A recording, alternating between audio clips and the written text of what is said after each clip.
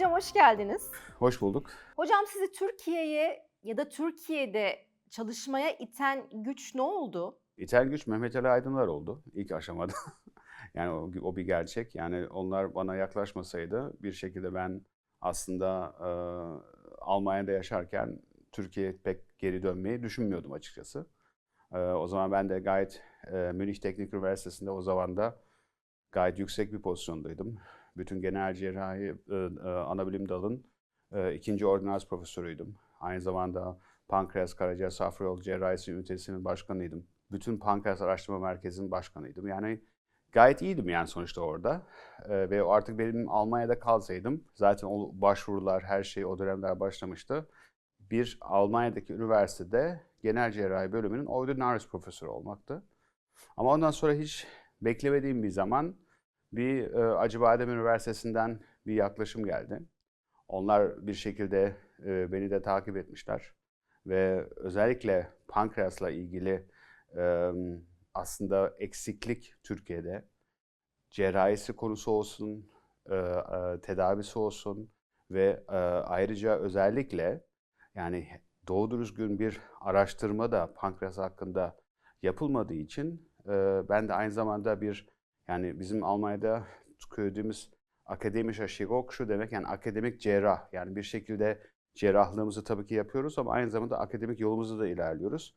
Öyle bir sistem pek Türkiye'de yok. Yani bence o yüzden de ben onlar için ilginç oldum ve onlar da bana şöyle söyleyeyim çok samimi ve özellikle Mehmet Ali Bey vizyoner yaklaşımıyla, samimi vizyoner yaklaşımıyla burada eksik düşündükleri o alanları doldurmak için beni bir şekilde ikna etmeye çalıştılar ve Zor oldu mu? tabii ki. Yani beni ikna etmek mi? Evet. Açıkçası ben başlangıçta gerçekten samimiler mi yoksa bu öylesine mi pek onu anlayamamıştım.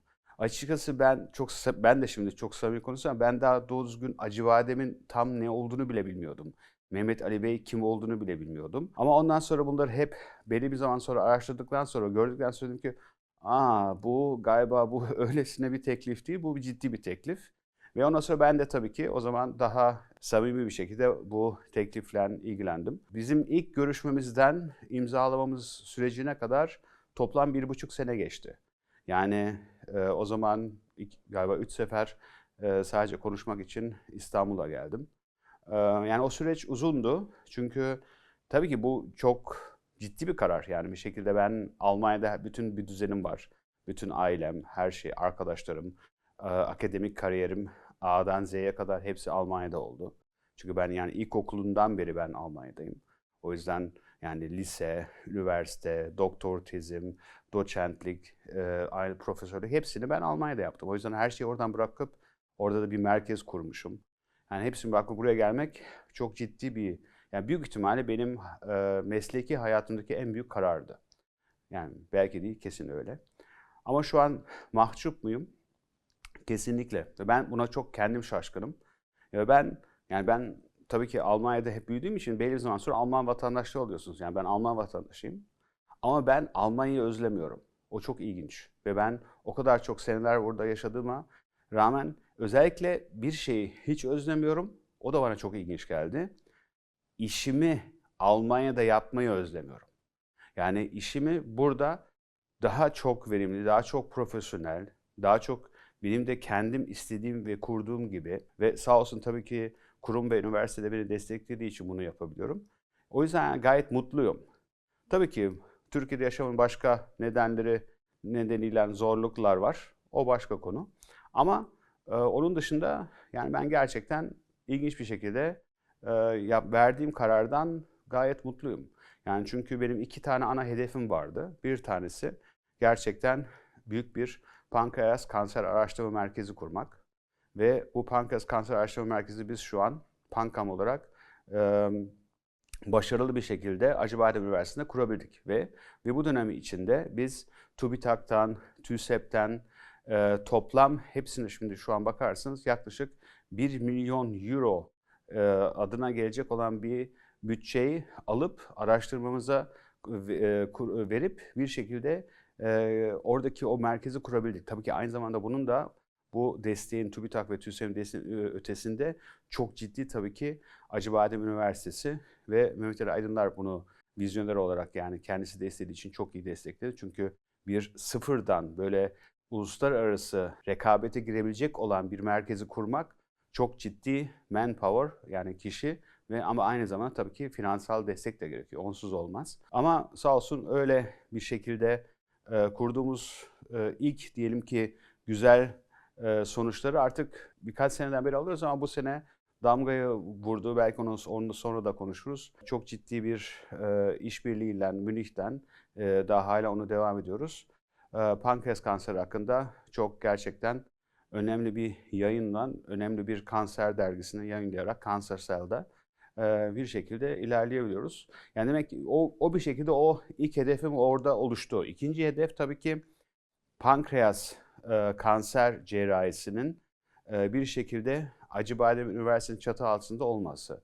Şimdi ben buraya gelmeden önce o zamanlar aslında bizim 3 tane toplam büyük hastanemiz vardı Acıbadem'in. Acıbadem Altunizade Hastanesi, Acıbadem Atakent ve Acıbadem Maslak. Ve orada genel cerrahinin son 2 yılda ben gelmeden önce ona bakmıştım 2017 ve 2018'de toplam pankreas sayısına bakarsanız 7 tane pankreas ameliyatı yapılmıştı. Ve bu yani aslında böyle büyük bir yerler için ben aslında pek inanamadım. Yani gerçekten çok ciddi küçük bir rakam bu. İlk seneden sonra biz bunu hemen ilk senede bile 60'ın üstüne çıkartabildik. Ondan sonra şimdi şu an 120'lerdeyiz ve gittikçe artıyor. Ve bu da aynı zamanda cerrahinin daha çok fazla yapılması değil, aynı zamanda çalıştığımız yerlerin ciddi bir şekilde pankreas hakkında merkezleştiğini görüyoruz. Çünkü bize ne kadar çok pankreas geliyorsa artık etrafımızdaki insanlara da geliyor. Ve böyle bir şekilde biz bir pankreas merkezi oluşturabiliyoruz. Ve bu da zaten pankreasla ilgilenen bütün hekimler için en önemli şey. Çünkü pankreas sizin diyelim ki pankreatit olsun, yani iltihabi bir probleminiz olsun, değişik bir tümörünüz olsun, yani kanser değil, veyahut da pankreas kanseriniz olursunuz, cerrahinin tek başına çözebilecek bir hastalık veyahut bir organ değil. Yani pankreas eşittir bir takım işidir ve bu takım işi de oluşturmak için de bu merkezleşme gerekiyor. Ve bunu da ben şimdi hemen hemen geldiğimde bu sene 7 sene olacak. Gayet güzel gerçekleştirdiğimizi düşünüyorum. Avrupa'dan Türkiye'ye bakıldığında Türkiye sanki çok bilim yapılabilen bir ülke gibi durmuyor. Türkiye'deki bilim insanları da aslında bundan yakınıyor. Burada araştırmalar yeterince yapılmıyor şeklinde. Siz hem Avrupa'da görev almış hem de Türkiye'de bilim yapmaya devam eden bir bilim insanı olarak Türkiye'de bilim yapmak kolay mı? Türkiye'de bilim yapmak hiçbir şekilde kolay değil maalesef. Onu söylemek lazım. Ama ben şimdi şöyle size söyleyeyim. Ben şu an Münih'te veya ondan önce Heidelberg'deki yaptığım işleri burada Acıbadem Üniversitesi'nde yapabiliyor muyum? Evet, yapabiliyorum. Ama ortam müsait. Ortam müsait. Yaptığınız o infrastructure, Türkçesini tam bilemedim şimdi. Yani o var. O olduğu zaman o bilimi yapabilirsiniz. Bir de tabii ki destek de gerekiyor size. Destek de tabii ki finansal destek. Yani bunu açık konuşması lazım. Yani bir şekilde üniversite sizin yaptığınız işe inanmıyorsa ve buna bir şekilde sizi finansal olarak da desteklemeye hazır değilse o zaman bunu yapmak çok zor. Çünkü biz de sonuçta size söylediğim gibi biz de yüksek bir bütçe olarak TÜBİTAK, TÜSEP'ten de ciddi paralar aldık. Bunları tabii ki birebir sadece bilimsel çalışmalarımıza ve ekibimize, yani o üniversite size o altyapıyı sağlarsa bunu yapabiliyorsunuz. Bu çok önemli ama onsuz çok zor. Finansal destek aldıktan sonra TÜBİTAK, TÜSEP'ten bunu da yapabilirsiniz. Ama şöyle bir durum var.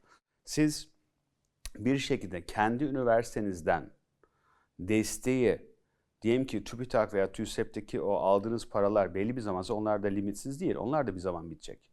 Ondan sonra sizin projeniz ama daha bitmediyse ve bir şekilde sonuna kadar gelmediyse o zaman ne olacak? Şimdi böyle durumlarda Almanya'da veya çeşitli başka ülkelerde Avrupa'da ciddi üniversiteden o bilimsel iyi çalışan insanlara destek veriliyor.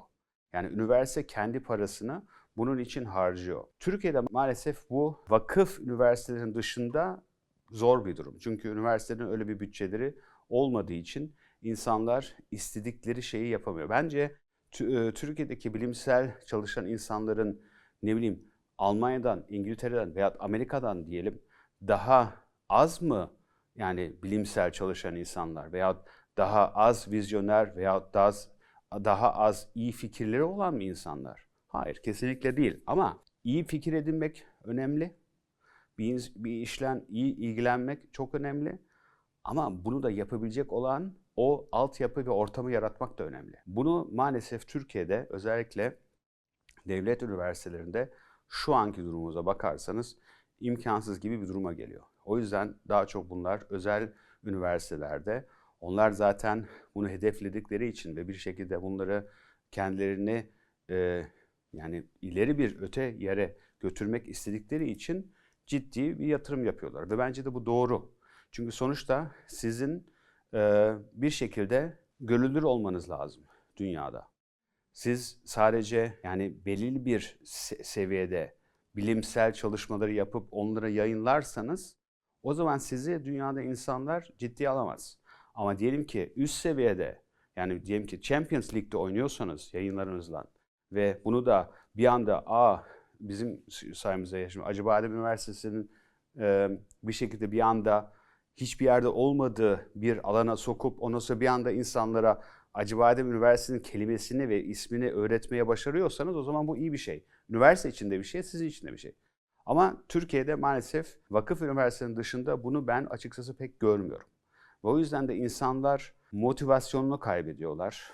Ve bir bilimsel çalışan bir insan motivasyonu kaybederse o zaman en önemli özelliğini kaybediyor. O da çünkü free mind yani bir şekilde rahat düşünüp, rahat fikirlerini oluşturup, hipotezlerini oluşturup çalışabilmesinin bir motivasyonu, iç motivasyonu kayboluyor.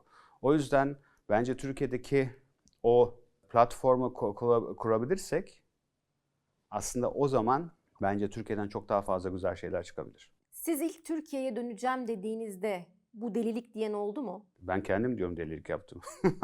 Bunu epey kişi oldu. Yani böyle ben ilk şeyi hiç unutmuyorum. Ben ilk girişimi araba almıştım. Arabamdan geldim. Babamla dedim senle beraber gideriz. Beraber girdik. Edirne Kapıkule'den girdik. Ondan sonra tabii ki bizde ne yok? Bizde HGS şu bu şey yok.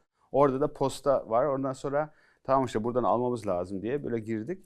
Ondan sonra babam şimdi hiç yapmadığı bir şey yaptı orada. Hiç ama babam hiç böyle bir şey yapmaz. Annem böyle bazı şeyler bunları yapar ama babam hiç yapmaz. Biz şimdi orada geldik, duruyoruz. Orada bir tane kadın var. Satıyor o HGS'leri.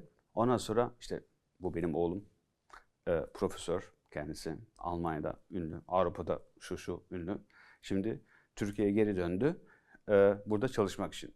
Yani büyük ihtimalle o da ilk sefer babamdan böyle bir şey duydum. Yani gurur duygusu. Ondan sonra ama kadının tepkisi hiç bugüne kadar olacak. Siz Almanya'dan geldiniz buraya çalışmaya. Deli Niye? misiniz der gibi. Niye? Ama böyle sesini böyle yükselterek. Niye? Ama böyle yani o an ben zaten kopmuştum ama buna benzer şeyler yani öyle bir yani Türkiye'ye welcome yani hoş geldiniz demek böyle oldu aslında. Bunu da ben çok fazla sayıda hastanede çalışan olsun, hastalarımdan olsun yani onu çok fazla duydum. Yani delilik mi? Evet delilikti ama ben de pek normal bir insan sayılmam. Yani o yüzden ben hayatımda her zaman şeyi zorladım. Zorluğu. Yani bana kolay bir iş yapmak bana hiçbir zaman çekici gelmedi. Yani ben nerede ne zaman zor bir şey varsa ben o zorluğu tercih ettim. Çünkü o beni tatmin ediyordu. O yüzden Türkiye'ye gelmek delilik miydi diye sorarsanız evet delilikti. Ve ben birazcık deli miyim? Evet ben de deliyim.